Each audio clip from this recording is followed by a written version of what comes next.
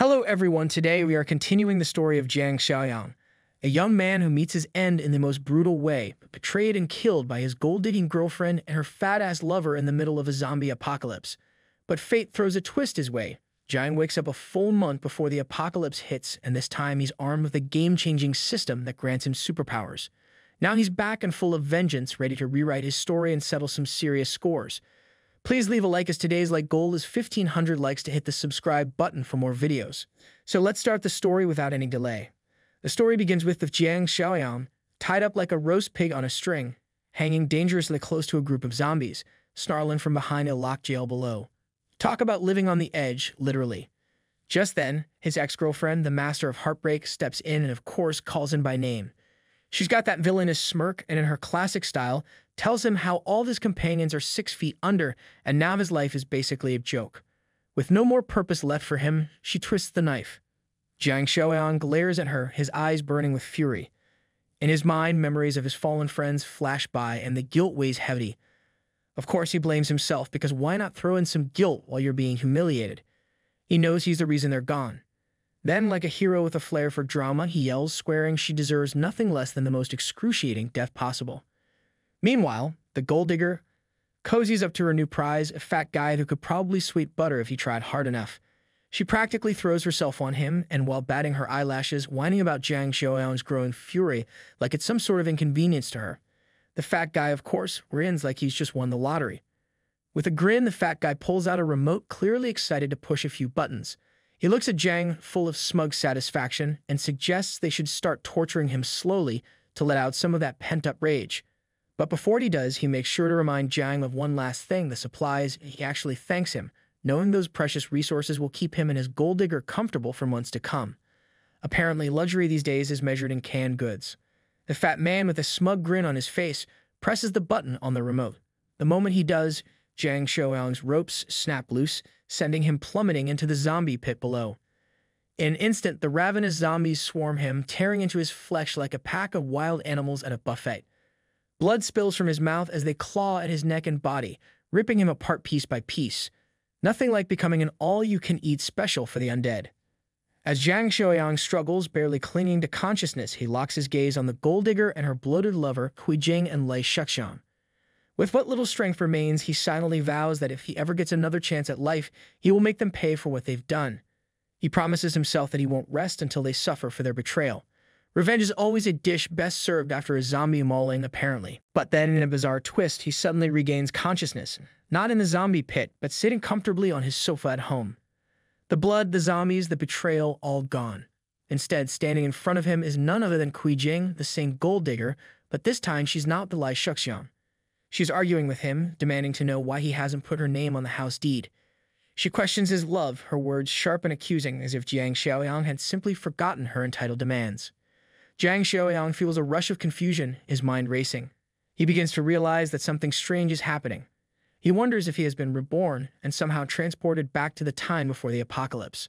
Suddenly, Jiang Xiaoyong feels something shift inside him, an unsettling sensation that brings a flood of memories rushing back. He recalls his previous life vividly, how Jing had deceived him, not only stealing the inheritance his parents left him, but also making him homeless before ultimately leading to his death. The memories sting like old wounds reopening.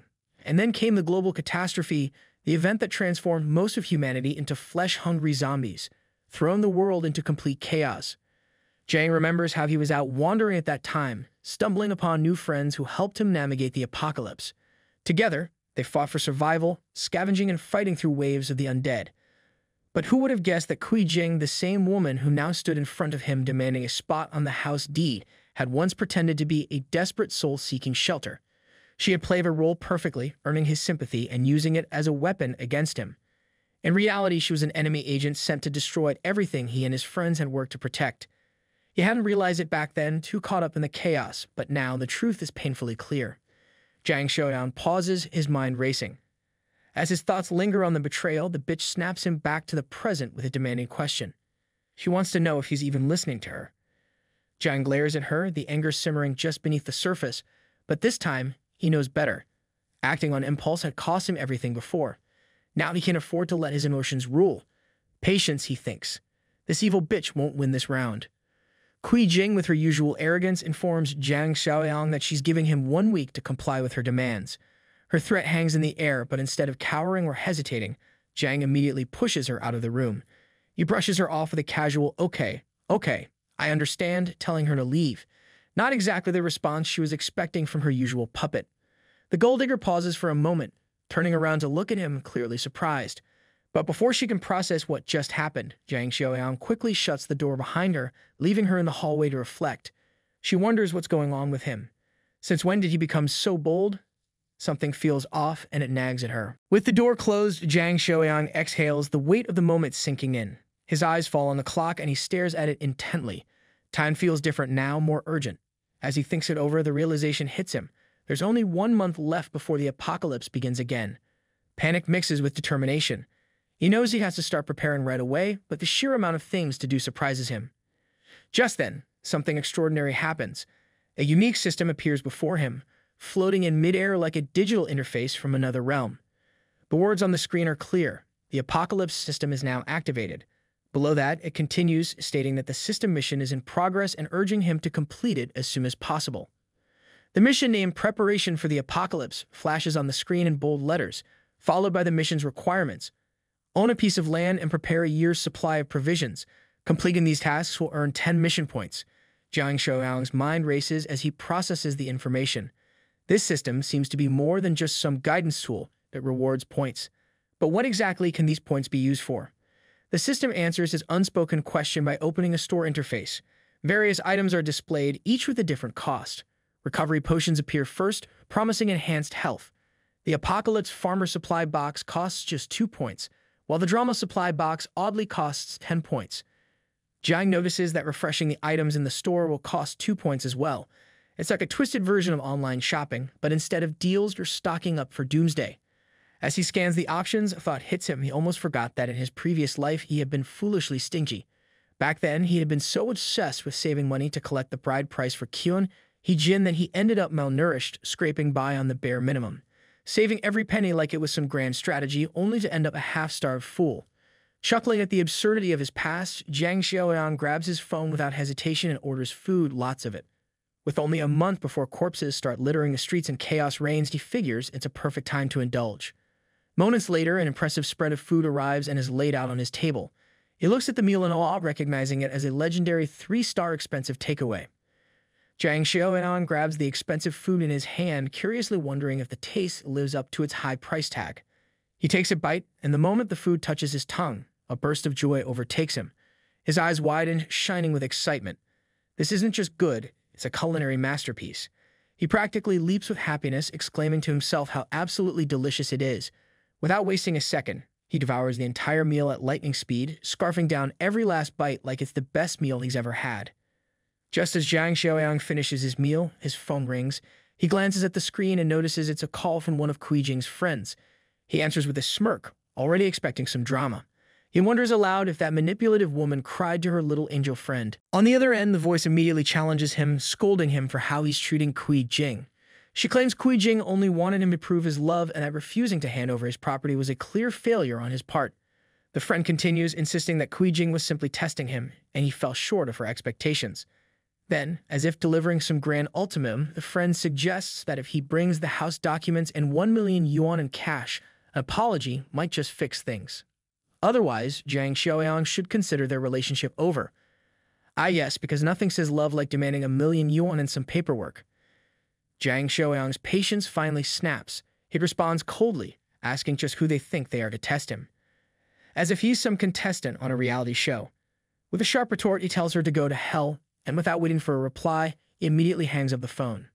Jiang Xiaoyong settles into his sofa, feeling the weight of the situation ease off his shoulders.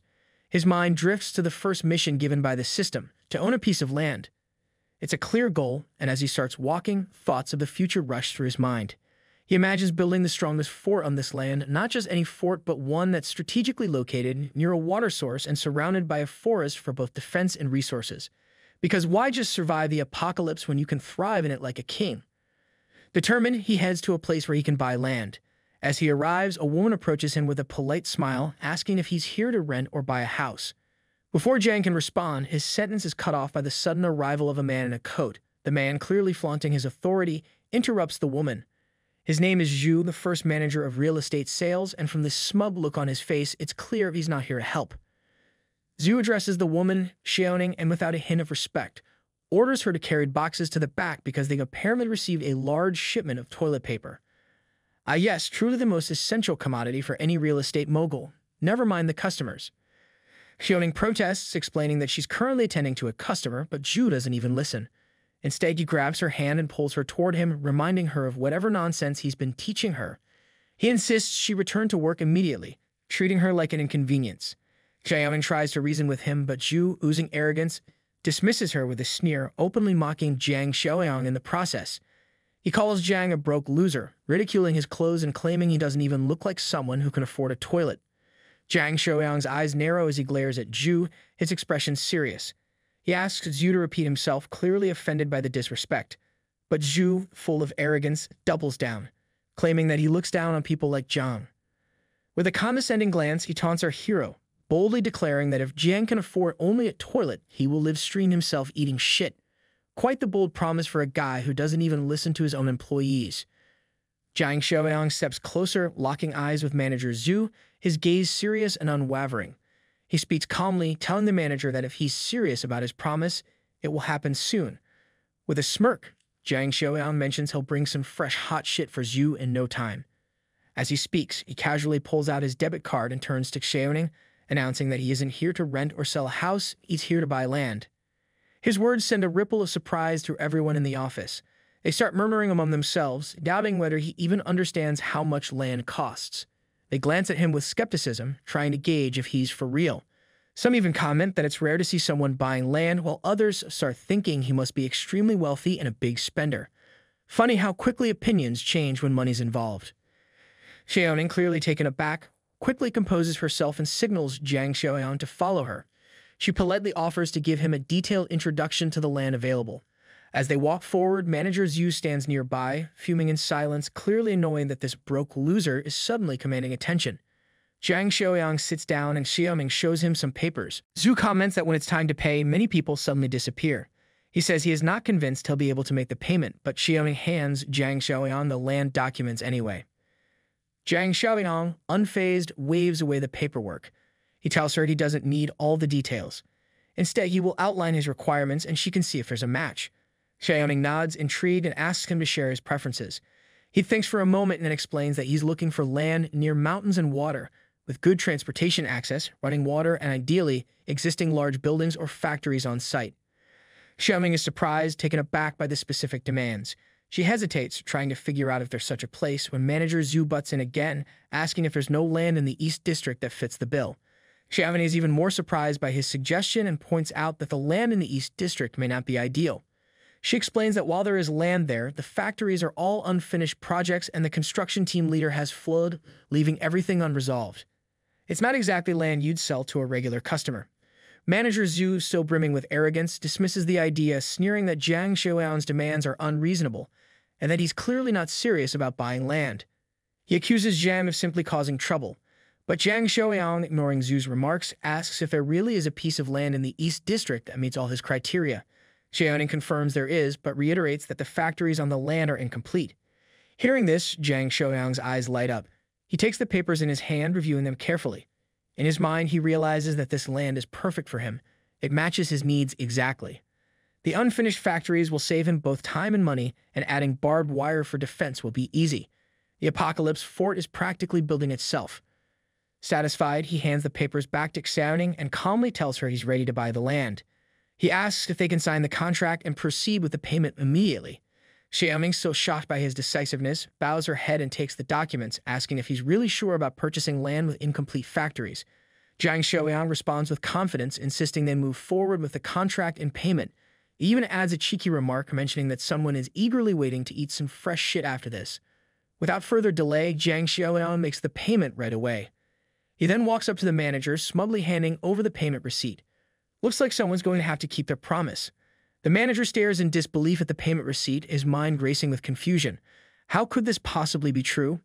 He can't comprehend how a man who appeared so poor could have bought such an expensive piece of land, paying $300,000 up front. He questions everything, struggling to believe that someone would spend such a large amount on a piece of land with incomplete factories. It simply doesn't add up, at least not in his narrow world view. Jiang Xiaoyong, with a sly grin, places a hand on the manager's shoulder. He tells him calmly that the payment has been made, and now it's time for Zhu to keep his end of the deal. With a touch of sarcasm, Jiang adds that he'll even send the manager a super chat later, making the situation even more humiliating. Meanwhile, the onlookers begin snapping photos of the manager, capturing his shocked and embarrassed expression. For someone who thought so little of Jiang Xiaoyong, Zhu sure is making quite the scene. Voices from the crowd egg him on, taunting the manager. One person sarcastically tells Zhu to hurry up and eat his meal, while another jokes that they've just eaten lobster, offering a generous contribution to the manager's upcoming snack. The jokes fly and the humiliation thickens. Jiang Xiaoyong simply walks away, leaving Zhu to his fate. As Jiang exits the building, he reflects on the reality of his situation. He spent all the money he had saved for the bride price on this land. Now he needs to figure out a way to gather funds to stock up on supplies and build his base. Surviving the apocalypse is going to cost more than just guts. It'll take serious cash. As Jiang walks further, his girlfriend's sugar daddy Lai Shuxian recognizes him and wonders why Jiang Xiaoyong is here. Meanwhile, back inside, the crowd catches Zhu and throws him to the ground. The manager, in a panic, cries out for help, pleading that he doesn't want to eat anything disgusting. His screams for mercy are met with mockery as the crowd revels in his downfall. Elsewhere, the gold digger is carefully applying nail polish, blowing on it to dry. Her phone rings, interrupting her moment of vanity. The call is from Lai Shuxian, informing her that Jiang Xiaoyong came to the real estate office to buy land. At first, she's shocked, demanding to know how he could afford it. When Lai Shuxian reveals that Jiang made a down payment of 300,000, her shock turns into fury. She immediately assumes that Jiang spent the bride price money she expected for herself. Oh, the nerve of him daring to use her money for his own purposes. Angry and indignant, she vows to find Jiang and demand answers. She's determined to expose him online for what she sees as a betrayal. As she fumes, Jiang Xiaoyong is back at his home, sitting on the couch thinking about the next steps. He knows he needs more money to gather supplies or build a proper base. The gears in his mind turn as he wonders where he'll get the funds to secure his future. Suddenly, the sound of footsteps catches his attention. He turns toward the door and opens it to find Kui Jing with her friend Wen Shuya. Jiang Xiaoyong eyes them with suspicion, asking why they're here. Kui Jing, furious, demands to know how he could dare spend her money. She points an accusing finger at him, claiming that the bride price money belongs to her and accusing Jiang of using it to buy land. Jiang Xiaoyong, calm but irritated by her tone, looks carefully at her pointed finger. Without missing a beat, he tells her she's completely delusional.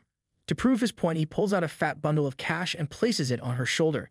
He calmly states that he has plenty of money, but adds with a smirk that not a single penny will be spent on her.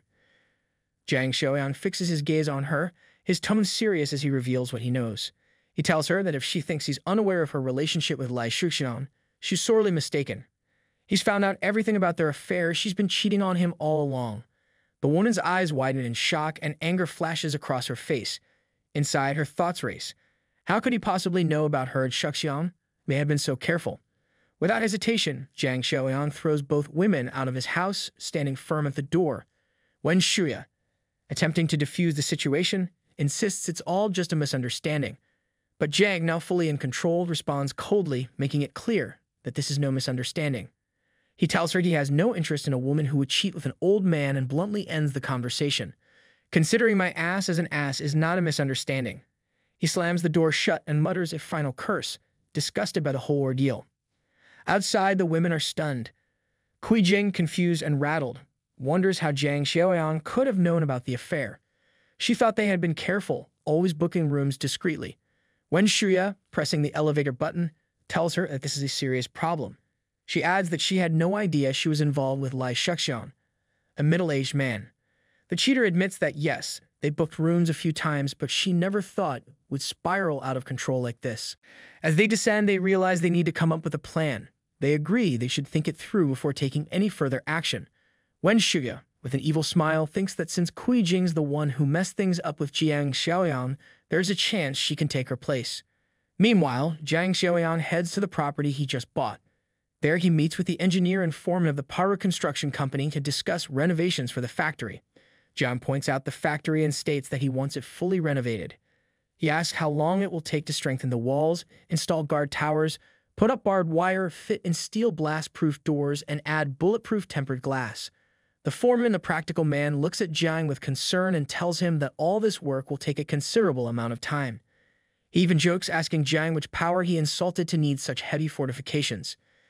Jiang Xiaoyong brushes off the question, stating that it's better not to know too much. He asks how much it will cost to complete everything in a month. The foreman, taking the job seriously, says bluntly that it's impossible to finish in just 1 month. Jiang, unimpressed, tells him to stop talking if he can't do it. There are plenty of others who can. The foreman, laughing nervously, admits that it's not impossible, but that it would cost significantly more. Jiang asks him for a price, and the foreman shows 2 fingers, indicating that to complete the project in a month, it would cost at least 20 million yuan. He adds that they would need a deposit of 5 million to start. Jiang Xiaoyong agrees without hesitation, promising to transfer the money within a week, but instructs them to begin work immediately. The foreman, surprised by Jiang's decisiveness, smiles and shakes his head in disbelief. Jiang, placing a hand on the foreman's shoulder, reassures him, saying there's no need to worry about payment. If he doesn't pay, the land will be theirs. The foreman, satisfied with the offer, agrees to proceed. Just as the conversation wraps up, Wen Shuya suddenly appears out of nowhere, catching Jiang Xiaoyong off guard. Wen Shuya holds Jiang Xiaoyong's hand tightly, attempting to pull him into a hug, and asks in a sweet tone what he's doing there. Jiang Xiaoyong looks at her with a sharp gaze, his mind immediately recalling how, in his previous life, this girl and her friend Kui Jing had betrayed him, stealing his family fortune. This time, he thinks to himself, I'll make you pay double. Without revealing his true thoughts, he coldly asks what she's doing here. Smiling, she tries to charm him by commenting on the beautiful land he's bought, asking if he plans to build a villa. Jiang Xiaoyong, already seen through her intentions, firmly shakes off her hand and tells her that whatever he's building won't be of any use to her. Wen Shuya is taken aback. She's confused, thinking to herself that Jiang's behavior is completely off. Normally, he'd get flustered just from a touch, his heart racing at even the slightest interaction. But today, not only did he brush her off, but he also raised his voice. This is not the same timid Jiang she's used to manipulating. Jiang Xiaoyong, uninterested in further conversation, waves his hand towards the engineer, pointing out that the gate needs to be expanded. Wen Shuya tries to get his attention again, but he ignores her. She internally panics, thinking this is a golden opportunity she can't afford to lose. With Kui Jing no longer in the picture, Wen Shuya sees a clear path to control the land and whatever Jiang Xiaoyong might build on it. If I can remove Kui Jing from the equation, this will all be mine, she thinks, formulating her plan. Later, Jiang Xiaoyong returns to his room and sits down, troubled. He's only managed to get 3 million yuan by mortgaging his house to the bank, and that's not nearly enough to cover the first phase of construction. He needs more money and fast. As he contemplates, an idea strikes him. With the apocalypse coming, it won't matter if he sells his house to multiple people. After all, none of this will matter soon enough. Just as he decides to act on this new idea, there's a loud banging on his door. Someone is demanding he open it. Jiang Xiaoyong immediately suspects it's the same old man from downstairs, Grandpa Li. With a sigh, he heads to the door, thinking about his troublesome neighbor. Grandpa Li owns the first and second floors of the building and has been pestering Jiang to sell him the third floor as well. Jiang had originally intended to keep the house as his future wedding home, but now everything's different. Grandpa Li has been relentless, using dirty tricks, dumping garbage, creating funeral wreaths, and generally being a nuisance to try and force Jiang to sell. As Jiang opens the door, Grandpa Li greets him with an accusatory remark, implying that Jiang had been out clubbing the night before. Already frustrated, Jiang tells the old man he isn't in the mood for his antics. He explains that he went to sleep early and doesn't care about the old man's suspicions, but Grandpa Li isn't easily deterred. Jiang, turning away, raises his hand and firmly tells him to stop causing trouble, as he has decided that he'll sell a house to him, but there's a condition. Grandpa Li is stunned, his eyes widening in disbelief. He asks Jiang to repeat what he just said. Is he really going to sell the house?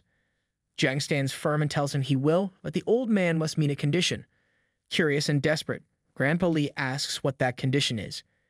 Jiang Xiaoyong, fully aware that the apocalypse is near, feels no remorse about selling his house or anyone else's, for that matter.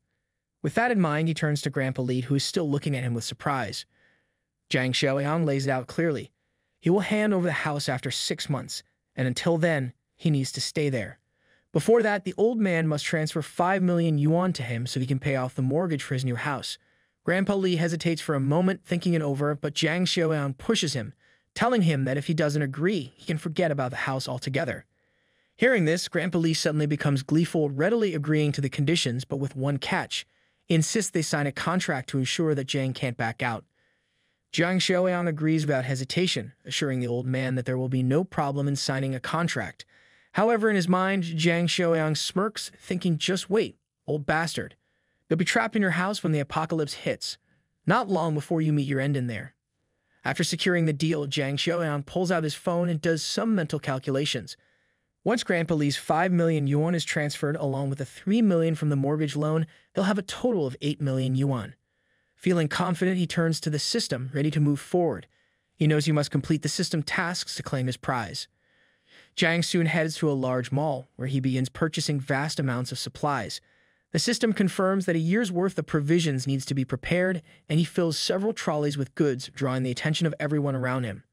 Onlookers are baffled, whispering amongst themselves, wondering if Jiang Xiaoyong has lost his mind. One woman remarks on the sheer volume of items he's buying, while another person dismissively suggests that he's just another fool who believes in the doomsday rumors. Ignoring the stares, Jiang Xiaoyong continues his task, filling his trolleys with efficiency. The system soon confirms that the work is complete, rewarding him with 10 points. He checks the system, seeing the points added, and contemplates his next move. His eyes land on the hero supply box, which costs exactly 10 points. Without a second thought, Jiang Xiaoyong decides to claim the box, knowing there's no need to hesitate. He presses his finger on the system, completing the exchange. The system shows that the exchange was successful, deducting 10 points and leaving him with 0. A gift appears. A space ring, level 1. Jiang Xiaoyong examines the ring carefully, its features flashing before him. It boasts a space of 500 cubic meters, and time stands still within the ring's space. Perfect, he thinks, realizing the potential. With this ring, he can store fresh goods and they won't spoil. He grins to himself, knowing that his first system reward is already a golden opportunity. The apocalypse may be coming, but with this ring, survival just got a lot easier.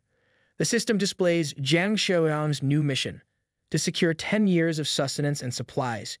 It's 0 out of 10 so far, with a reward of 20 points waiting at the end. Before he can dive into planning, a voice interrupts him from behind. Someone steps in front of him, fuming with anger. It's Yang Tao, glaring at Jiang like he's ready for a fight. Jiang Xiaoyong instantly recognizes the figure standing before him. Yang Tao, of all people. Memories flood his mind, reminding him that Yang was once his high school classmate, a bootlicking lackey to the infamous school bully, Zhang Shengji. Yang Tao had always been the classic coward, quick to torment the weak but even quicker to back down when faced with real strength. Some things never change, Jiang thinks, seeing that Yang is still up to his old tricks. A vivid memory of their schoolyard brawls plays out in Jiang's mind as Yang Tao approached him, demanding last week's so-called security fee. Without skipping a beat, Jiang Xiaoyong told him to pay his ass off and challenged Yang Tao to send Zhang Shengji himself if he wants anything from him. Jiang never expected to cross paths with Yang Tao again, let alone a place like this.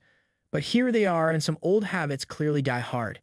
Yang Tao, not one to back down from his petty bravado, raises his hand in a half-hearted attempt to threaten Jiang, warning him to return the items or face the consequences. Classic bully move, huff and puff, hoping no one calls the bluff. But Jiang is completely unfazed. Still bullying the weak, he thinks. Instead of backing down, Jiang calmly asks if this is really how Horenfa treats its paying customers, all while making it crystal clear that he fully intends to buy every item he's piled up. Yang Tao demands proof. He wants Jiang to pay right then and there, ready to show his power. An hour passes as the clerks tally up the mountain of goods Jiang has collected. When the final bill comes, it totals 56,883 yuan. Yang Tao, expecting Jiang to falter, smugly hands him the payment machine. Jiang Xiaoyong takes out his card and swipes without hesitation. The machine beeps, showing the transaction is successful. Yang Tao's face contorts in surprise. How did this guy just pay? Before he can process the shock, he hurriedly tells his friends to leave and tries to make a quiet exit. But Jiang isn't done. He stops Yang Tao in his tracks, calling him back. Jiang, with a smirk, points out that Yang was rude just a moment ago and should apologize. Otherwise, he threatens to return everything he just bought. Yang Tao, now furious, snaps back, accusing Jiang of pushing things too far. The scene catches the attention of the crowd. People start recording, telling Yang Tao that he should apologize. After all, it's only fair, Jiang is just asking for an apology. And then someone jokingly says they'll post the video on TikTok, warning Yang Tao he could become famous for all the wrong reasons. Nothing like a bit of public shaming to spice things up. Jiang offers Yang Tao a deal. If he apologizes sincerely, Jiang will continue shopping and even buy 10 times more. Yang Tao is taken aback by the offer, his anger bubbling under the surface, but he can't argue with the pressure.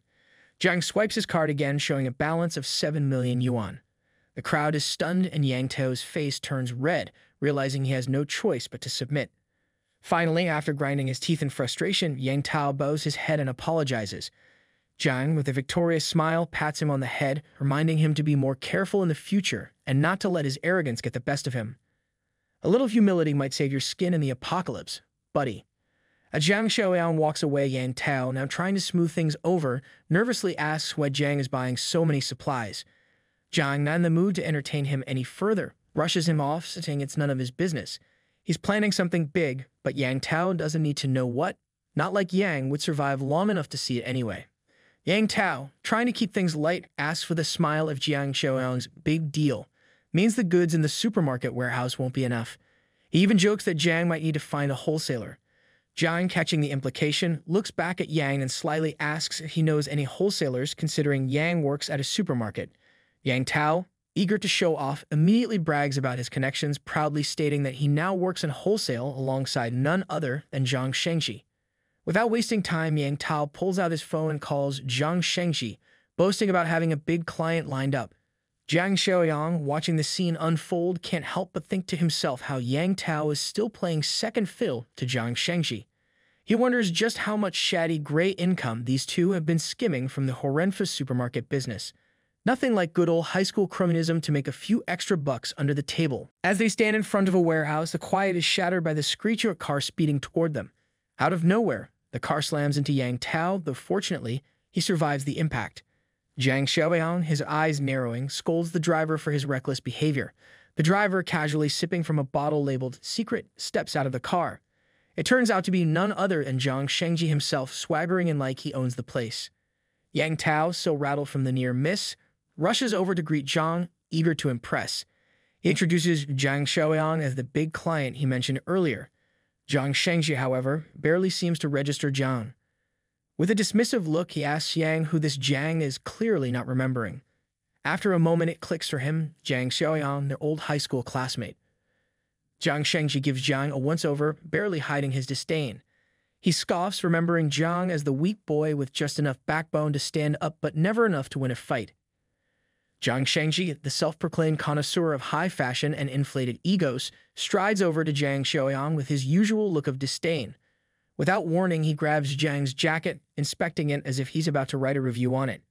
After a dramatic pause, Jiang sneers, declaring it a fake brand, and launches into a lecture about people like Jiang, the ones who pretend to be rich but are actually poor. Because, nothing says success like being able to sniff out counterfeit threads. Jiang Xiaoyong, completely unfazed, stands there casually, hands in his pockets, staring Jiang down like he's watching a bad comedy. With a smirk, Jiang casually mentions that he picked up the jacket from a street stall.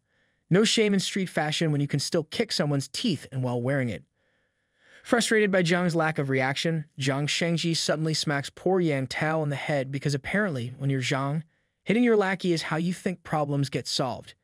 He yells at Yang Tao, demanding an explanation for wasting his precious time on what he calls a fake big customer. Yang, caught in the crossfire and looking like he's trying to avoid another smack to the head, nervously stammers that Jiang is indeed a big customer. But Jiang, basking in his own arrogance, cuts him off. According to Jiang, his many years of experience have gifted him the magical ability to tell who's rich and who's poor with just a glance.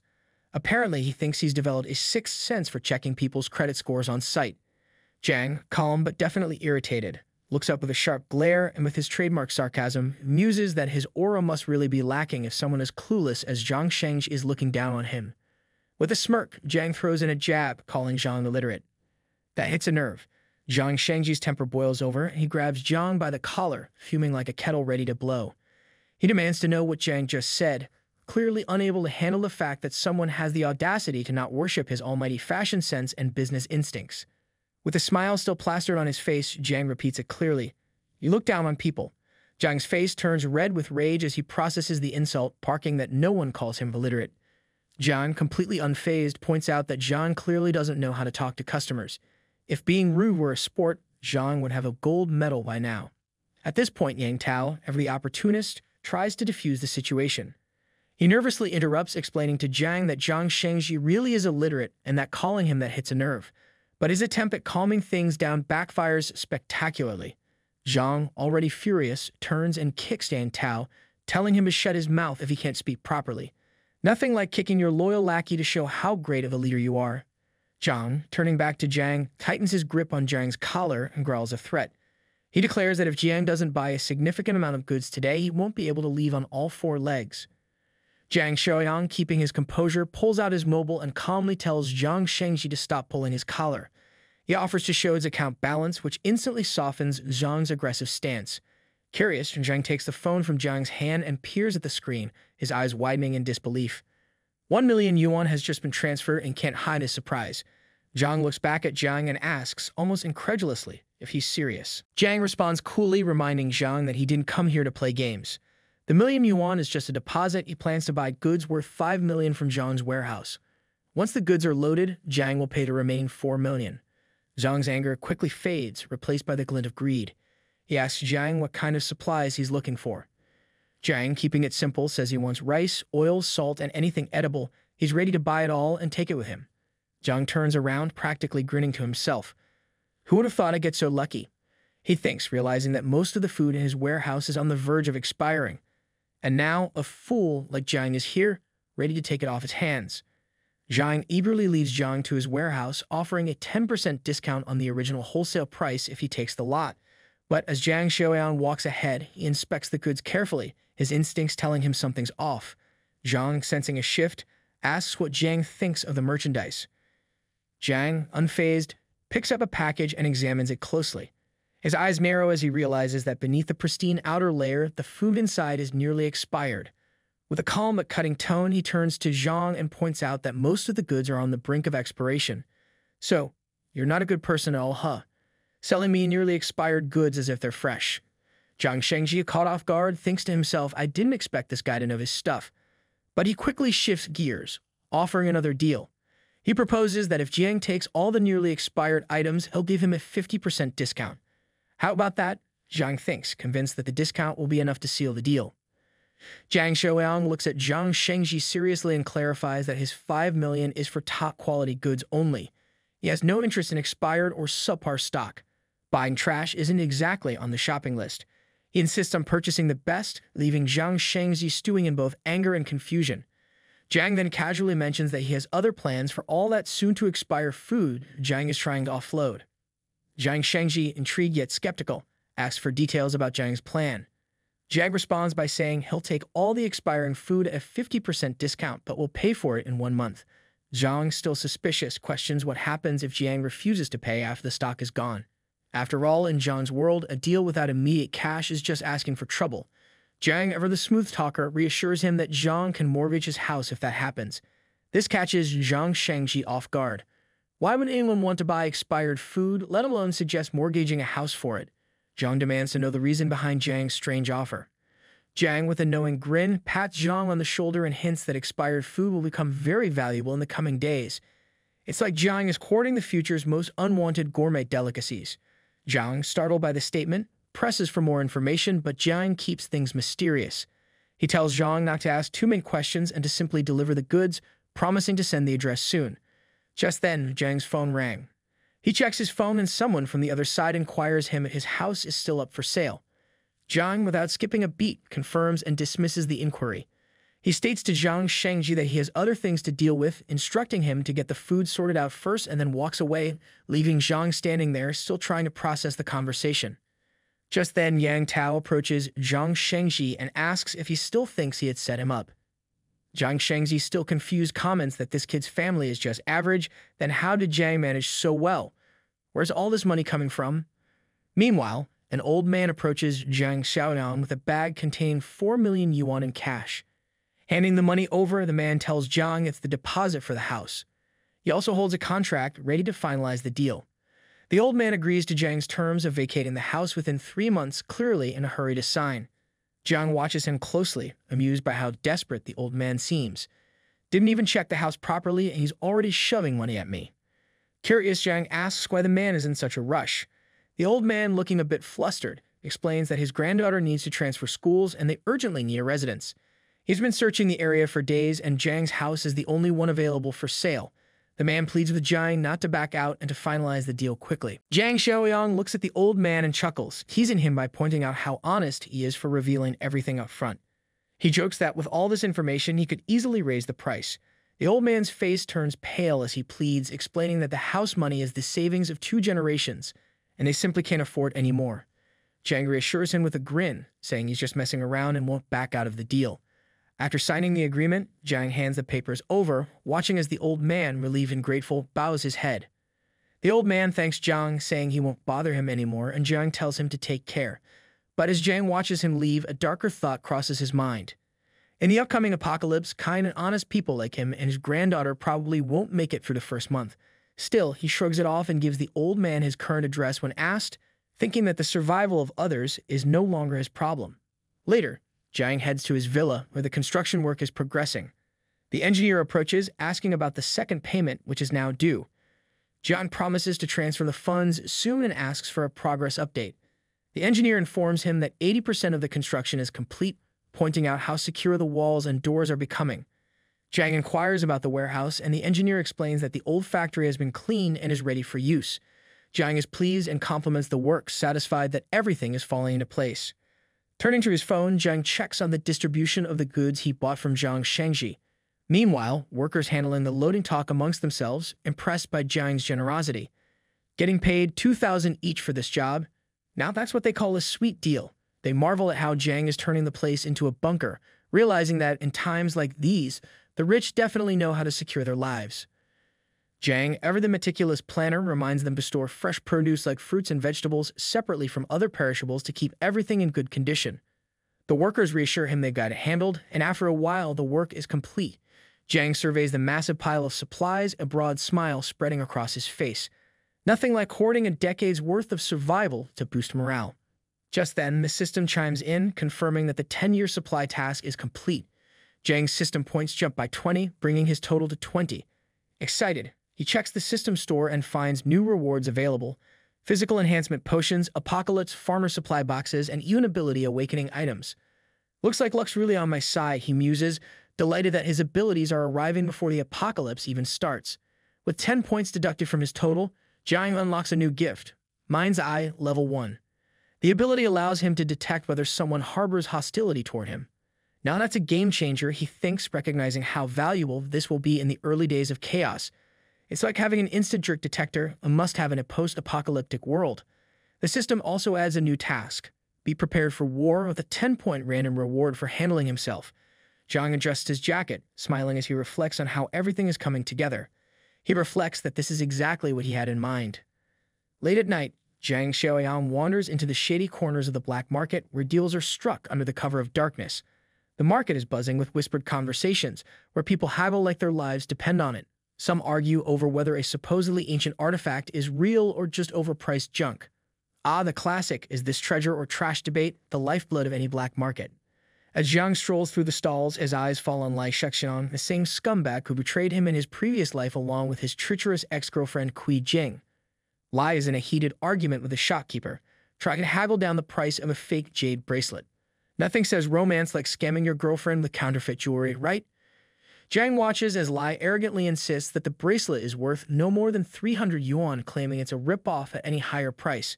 The shopkeeper, clearly fed up, eventually gives in, practically throwing the bracelet at Lai just to get rid of him. Jiang shakes his head, thinking how even in this life, Lai Xiaoyong is still a dirtbag. And Kui Jing? Well, she's about to be dazzled by the world's finest knockoff. Jiang's attention shifts to a nearby stall displaying weapons, and a spark of excitement lights up his eyes. Finally, something useful. He approaches the shopkeeper and asks for something tough. The shopkeeper, with a sleazy grin, presents a knife, suggesting that if Jiang wants something harder, he should wear it himself. Real smooth salesmanship there. Sounds like a warranty-free zone. Jiang, unimpressed, tells him that none of the weapons on display are strong enough for what he needs. The shopkeeper, now annoyed, demands to know if Jiang is just there to cause trouble. But just as things start to get heated, Jiang's phone buzzes, and the shopkeeper's phone does too. The shopkeeper checks his account and is stunned to see a massive deposit. Who drops that kind of cash for a shopping spree in a back alley? Jiang smirks, casually letting the shopkeeper know that he's serious about making a purchase, 2 million serious. The shopkeeper's attitude changes instantly. He He quickly signals for someone to watch his stall and leads Jiang into a more discreet location, a small room tucked away from prying eyes. Once inside, the shopkeeper presents Jiang with a homemade gun, perfect for shooting chickens, or so he claims. Jiang, unamused, dismisses it. Chicken? I'm here to hunt bigger game, buddy. The shopkeeper, now sweating a bit, offers up a replica revolver, bragging about its 9mm bullets. But Jiang, growing more frustrated, reminds him that he's already prepaid 200,000 yuan and demands better quality. The shopkeeper, realizing the magnitude of the deal, gets nervous and finally understands the level of customer he's dealing with. Jiang makes it clear. He's in the market for weapons worth 2 million yuan. The shopkeeper is stunned, never having handled such a large order before. With a forced grin, he assures Jiang that he'll get exactly what he's looking for, but warns him to stay discreet. You know the classic big weapons, small talk approach. After a moment of hesitation, the shopkeeper opens a hidden door and whispers in Jiang's ear, promising that he's found the right person for the job. He instructs Jiang to write down his list of weapons and provides an address for the transaction, set to take place at midnight in 2 days. The only catch is that Jiang has to bring cold, hard cash, because nothing says legit like a midnight deal in millions in cash. After stepping out of the shady deal, the seller mutters Jiang to tread carefully. Jiang Xiaoyong starts pondering his next moves when, unsurprisingly, Lai Shuxiang crosses his path again. The fat ass looks at Jiang with an arrogant smirk, noting how Jiang has been spending lavishly. They am secretly jealous but won't admit it. Vibe is strong with this one. Lai Shuxiang edges closer, clearly fishing for something. He speculates that Jiang's sudden wealth must come from selling all family heirlooms, hinting that Jiang might be down on his luck. Nothing like an insecure guy sniffing around for gossip. He suggests Jiang has been marketing off his family treasures to live a more comfortable life. Jiang, though, remains silent, thinking this is the perfect moment to test out his new mind's eye skill. Without responding to the man's taunts, Jiang activates the skill. It's designed to detect an enemy's thoughts and intentions. Focusing it on Lai Shuxiang, Jiang finds it deliciously useful. As he scans his mind, Jiang realizes just how much of a liar Lai really is. Not that it was a huge mystery, he practically has slimeball written on his forehead. Jiang, with a mischievous grin, points his finger at Lai, accusing him of giving Kui Jing second-hand gifts and treating her like second-hand goods. Not exactly Prince Charming behavior, huh? He implies that even Lai considers Kui Jing to be just a cheap pawn in his game. Hearing this, Li's face twists in rage, his bravado faltering as he stammers threats. But it's clear Jiang has struck a nerve. Nothing like calling a guy out on his dirty laundry to get him riled up. Just then, the shopkeeper reappears and asks if Jiang knows Lai. Jiang nonchalantly replies that yes, Lai is like an enemy to him. The shopkeeper, sensing the tension, promises to handle things for Jiang, offering to teach Lai a lesson. Jiang, ever the strategist, tells him not to kill Lai just yet. Why rush the fun when there are other plans in store? The shopkeeper, along with his crew, corners Lai, who immediately senses danger. He pleads for his life, realizing the gravity of the situation. But the shopkeeper isn't in the mood to listen. In one swift move, they attack Li, throwing him to the ground. Lai must be thinking, why didn't I just stay home today? As he hits the dirt, Lai bitterly blames Jiang in his mind, vowing revenge. Because of course that's the natural response after being bested. Blame the guy who's always 10 steps ahead. 2 days later, at midnight, Jiang arrives at the designated spot just as the shopkeeper had arranged. Their rows of carts are filled with weapons, ready for war. The system chimes in, confirming the task completion and rewarding Jiang with 10 more system points, bringing his total to 20. He peers inside one of the crates where the guns are stored, and the system drops another surprise, a bonus reward. This time, it's a physical enhancement potion that boosts his strength by 2%. Jiang can't help but smile. An army of weapons and a power boost, it's like Christmas came early in the apocalypse. Jiang Xiaoyong raises his hand, and a small injection materializes in his grasp. He examines it closely, realizing it's an extra physical enhancement potion as a bonus. Like getting a free upgrade with your order, who could complain about that? His eyes gleam with excitement as he notes that this particular potion is more potent, equivalent to a double dose of the standard ones available in the store. Without hesitation, he injects it into his arm, feeling an immediate surge of strength. It's like pumping iron, but without the gym or the grunting. He starts calculating in his mind. The average physical score for an adult male hovers around 5. With this potion, his strength gets a 40% boost. Not bad at all for a little juice. He checks the system again, spotting a 20% physical enhancement potion in the store along with 2 survival points, maximizing benefits like a coupon master in the apocalypse. Suddenly, Jiang feels fire coursing through his veins, his body responding to the enhancements. 8 points in physical strength, that's 60% above average. Time for a little test run. His eyes lock onto some heavy sacks nearby. Smiling to himself, he grabs a rod, effortlessly bending it with a quick kick. The rod flies off in the distance, and Jiang bursts into laughter. At this rate, even barehanded, I'm a walking tank. Zombies in the early apocalypse, they don't stand a chance. Turning to the pile of weapons, he considers their weight and bulk. These shouldn't take up too much space. With a swift motion, he activates his ring's skill, storing the weapons safely inside. Gotta love pocket dimension storage, perfect for apocalyptic hoarders. As he organizes his thoughts, Jiang recalls that the day after tomorrow marks the first day of the apocalypse. His mind runs through the checklist of preparations when suddenly, he remembers the old man who had bought his house. The man had mentioned needing the house urgently for his granddaughter's school transfer, pleading earnestly for Jiang not to back out of the deal. Jiang pauses, feeling a twinge of sadness. Kindness and honesty aren't exactly apocalypse-proof qualities. But after a moment of reflection, Jiang reminds himself of the harsh realities he has faced: life, death, betrayal. It's hard to completely ignore the misfortune of others, but this is survival. Deciding not to be completely heartless, Jiang resolves to send some necessary supplies to the old man. Whether he and his granddaughter survive the long haul, that's up to them. With a deep breath, Jiang walks away, already planning his next move. Consider it a prepayment for funding my apocalypse plans, he thinks, leaving behind a small token of mercy in a world about to descend into chaos. The next day, Jiang Xiaoyong drives to the modest apartment of the old man to whom he had sold his house. As he pulls up, he steps out of the car, thinking to himself that without GPS, he'd probably still be driving in circles. Who even lives in a hidden corner like this? He climbs the stairs to the top floor, noticing the rundown state of the building. It becomes clear to him that the old man isn't exactly rolling in money. Renting such a cheap place and living all the way at the top, Jiang smirks, thinking how this location screams, I'm saving every penny. Reaching the door, Jiang pauses, better prepare the stuff now, explaining a pile of supplies magically appearing later might be tricky. He glances at his ring, activates his skill, and all the boxes and goods he's brought appear in front of him. Satisfied, he knocks on the door. From inside, the old man, clearly distracted, mumbles something about the landlord collecting rent. When the door swings open, the old man is caught off guard, his eyes widening as he sees Jiang Xiaoyong standing there instead of the landlord. Surprise, surprise, it's not the rent collector. The old man, still confused, stares at the stack of boxes behind Jiang and asks what's going on. Jiang, not wanting to draw attention from any nosy neighbors, urges him to help carry the boxes inside quickly. Better not let the whole neighborhood think a mini-mart just opened upstairs, Jiang thinks half-jokingly. The two of them work together, swiftly moving the supplies inside. Once the last box is in, the old man marvels at how easily Jiang managed to haul everything inside without breaking a sweat. Ah, youth and its endless energy, or maybe Jiang's just really good at hiding how winded he is, Jiang laughs to himself. He takes a look around the apartment, noting that the front door is surprisingly sturdy. At least the place isn't completely falling apart. Jiang turns to the old man, his tone shifting. He warns the old man to listen carefully. These supplies are meant to last about 6 months if rationed wisely. Oh, and by the way, the apocalypse starts tomorrow. The old man blinks in confusion, still trying to wrap his head around what Jiang is saying.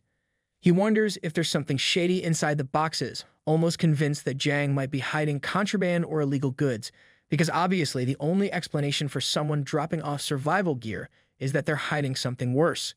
As the old man rambles about how they'll move into Jiang's former house soon, Jiang's attention is suddenly caught by a picture frame on the wall. His heart skips a beat as he sees a photograph of a girl. Recognition floods his memory. This girl is Shanshan, someone from his past life. Of all the people and places, why here? Jiang stares at the picture, the past rushing back to him like a wave. The world might be on the brink of collapse, but seeing her face again brings back memories. Jiang Xiaoyong takes the photo in his hand, his eyes lingering on the face of the girl in the picture. He turns to the old man and, without hesitation, asks if this is his granddaughter, Shanshan. The old man, caught off guard, is surprised that Jiang knows her name. How could he possibly know that? The confusion is clear as the old man stammers, unsure of how Jiang could be familiar with his granddaughter. He explains that once the house transfer is complete, Shanshan will return home and they'll transfer her to a new school. The poor man has no idea what's about to unfold. As the old man speaks, Jiang Xiaoyong's mind drifts back to his previous life. He remembers the devastation during the apocalypse, when Shanshan had been sitting, heartbroken, blaming herself for her grandfather's demise. The old man had risked everything to save her, sacrificing his own life in the process. Although Shanshan survived, her guilt haunted her. She was just a high school student back then, and the memory of her sorrow hits Jiang hard. The apocalypse was never just about survival, it was also about the painful losses along the way. Jiang gently places the photo back in its frame, his thoughts resolute. This time, things will be different. He feels a deep sense of responsibility toward the old man and Shanshan, determined to prevent the tragedy he witnessed in his previous life. His tone becomes serious as he looks directly at the old man, telling him that he will no longer be moving into Jiang's house. The old man is stunned, unable to process why Jiang would suddenly go back on his word. Is Mr. Jiang really breaking the deal? The old man's face shows disappointment as he starts to ask why Jiang is doing this. Jiang places a reassuring hand on the old man's shoulder, explaining calmly that the deal has to be cancelled. Starting tomorrow, the world will become a living hell, and neither his house nor the old man's will be safe. He wants to spare him any false hope, warning that Shanshan's school transfer won't matter once the apocalypse begins. No school registration will matter when survival is the real exam. Seeing the confusion and fear in the old man's eyes, Jiang offers a new plan. He suggests they go to Shanshan's school together and bring her back. He promises to arrange a safer place for both of them, somewhere they can weather the coming chaos. Hearing Jiang Xiaoyong's words, the old man stands there, utterly confused and sweating, his face filled with disbelief. He stammers, admitting that he has no idea what Jiang is talking about. He looks at Jiang in desperation, unable to comprehend a single word. The poor guy is lost. He probably thinks Jiang's gone mad. Jiang Xiaoyong quickly realizes that the old man is too naive and too old to grasp the reality of what's coming. How do you explain the apocalypse to someone who's lived their whole life in peace? Jiang wonders, feeling the weight of having to make the old man understand. Glancing at his ring, Jiang decides to try a different approach. He turns to the old man and asks if he knows what a famine is. The old man nods, explaining that he's aware of what famine is and how terrible it can be. Jiang presses further, asking if the old man can imagine how grim life becomes during such times. The old man, still bewildered, says he can imagine, but he doesn't understand how there could be a famine in these peaceful times. Ah, the blissful ignorance of someone who's never seen society crumble. Without wasting more time, Jiang uses the magic of his ring. In an instant, all the boxes full of supplies vanish from sight. The old man's eyes widen in shock, his jaw practically hitting the floor. He asks Jiang, bewildered, where all the supplies disappeared to and how such magic was possible. Poor guy is probably questioning reality at this point. Realizing that subtlety is getting him nowhere, Jiang decides to lay it all out for the old man. He tells him bluntly that he has superpowers and can see a future. He explains that if the old man wants to survive, and more importantly, if he wants Shanshan to survive, he needs to follow Jiang's lead from now on without question. The urgency in Jiang's voice finally seems to penetrate the old man's confusion. Jiang wastes no time and asks where Shanshan's school is, insisting they need to save her immediately. Together, they get into the car, Jiang driving at breakneck speed. Who has time for speed limits when the end of the world is near? Before long, they arrive at Shanshan's school, and Jiang brings the car to a screeching halt in front of the gates. Turning to the old man, Jiang asks if he knows which class Shanshan is in and where they can find her. The old man, still reeling from everything that's happened, nods and confirms that he knows exactly where she is. Jiang urges him to hurry up. Meanwhile, in the school, a group of girls and boys has surrounded Shanshan. The tension escalates when one girl slaps Shanshan across the face, her voice filled with fury, as she demands to know why Shanshan is so fixated on Chen. She insists that Shanshan must stop talking to him, clearly staking her claim. Shanshan, whose cheek now burns red from the slap, tries to explain that she has already told Chen she doesn't want to be with him. She says he's the one forcing himself into her life, always trying to talk to her. Typical drama when a guy can't take a hint. Hearing this, the other girl's anger flares even hotter. She kicks Shanshan hard and accuses her of lying, refusing to believe her story. Because clearly, when in doubt, kick first, ask questions never. Without warning, she grabs Shanshan by her hair, yanking it violently, and taunts her further. She ridicules Shanshan's claim, sarcastically asking if she's really supposed to believe that Chen is the one clinging to her while she's the one rejecting him. Yeah, because that sounds so plausible when you're blinded by jealousy. The bullying continues, but then something catches the bully's eye. Jiang Xiaoyong and the old man approaching from the distance. She sneers, mocking the situation, and suggests that maybe someone's coming to rescue the poor girl. A knight in shining grandpa armor, perhaps? She asks mockingly if that old man is the girl's grandfather, her arrogance on full display. Shanshan, who's being bullied upon seeing her grandfather, calls out to him, confused and a bit embarrassed.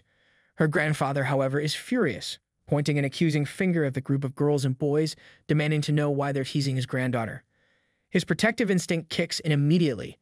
Jiang Xiaoyong, standing nearby, shares the old man's anger as he takes in the scene. Bullying someone in front of their grandpa. These kids really have no sense. But before Jiang or the old man can act, the boys step in. They, emboldened by the chaos, pulls out knives and begins threatening the old man. They warn him to step back, telling him that this is a fight between the young, and if he interferes, things won't end well for him. Ah yes, because picking a fight with a grandfather is really proving how tough you are. The old man, however, isn't one to back down. Old but gold, as they say. He faces the boys head-on, scolding them for their terrible behavior and reminds them that no classmate should ever be threatened this way. He even goes so far as to call out their parents for failing to teach them proper manners. Suddenly, one of the boys attacks the old man with a stick, calling him names and telling him to leave. But just as the stick swings through the air, Jiang Xiaoyong steps in, catching the stick with one hand, his expression calm but firm. He glares at the boy, noting how quickly they've learned to cheat and bully at such a young age. If this is how they start, it's not going to end well for them, zombie apocalypse or not. The boys, clearly underestimating Jiang Xiaoyong, sneer at him, calling him a poor old fool. One of them glances at Shanshan and sarcastically says she didn't mention having a brother. Ah, the classic underestimation before the storm. Without wasting a second, Jiang Xiaoyong springs into action. With one swift, powerful kick, he sends one of the boys flying, landing him flat on the ground. The impact makes the rest of the group pause. Clearly, they weren't expecting a poor old fool to pack such a punch. The boys, now startled, quickly realize that Jiang isn't someone to mess with. They exchange looks, silently hatching a plan. When in doubt, attack in numbers, right? Two boys surround Jiang from both sides, thinking they've got him cornered. One attempts to strike him from behind, but Jiang's reflexes, heightened by his physical enhancements, kick in. He swiftly bends down, dodging the blow like a martial artist in a fight scene, just without the slow-motion replay. He thinks to himself how his enhanced physical abilities have sharpened his reflexes and speed. No wonder this feels like a breeze. Jiang grabs the boy from behind and effortlessly throws him to the ground. The boy lands hard, groaning in pain, his condition worsening by the second. Suddenly, another boy lunges forward with a knife, desperate to turn the tide. But Jiang Xiaoyong is ready. He catches the boy's hand mid-swing, twisting it expertly, and with a quick movement, kicks the boy's leg out from under him. The knife is snatched away, and the boy is sent crashing to the ground, now in just as bad shape as the first. Well, that's two down. Who's next? Jiang turns his attention to the group of girls, their bravado crumbling as they watch him take down their friends with ease. Their faces pale, and they begin to back away in fear. So much for the tough act. One of the girls, trembling, asks if he's going to kill them too, because clearly, when you're the bad guy, your first thought is always self-preservation. I hope you liked today's video, and if you did, hit that like button, as today's goal is 1,500 likes. Comment part 2 down below for the next part. Also, consider subscribing with the notification bell on to get notified as soon as a new video drops onto the channel. You can also join the channel to support me financially and watch videos before public release. I'll meet you in the next video. Until then, thanks for watching.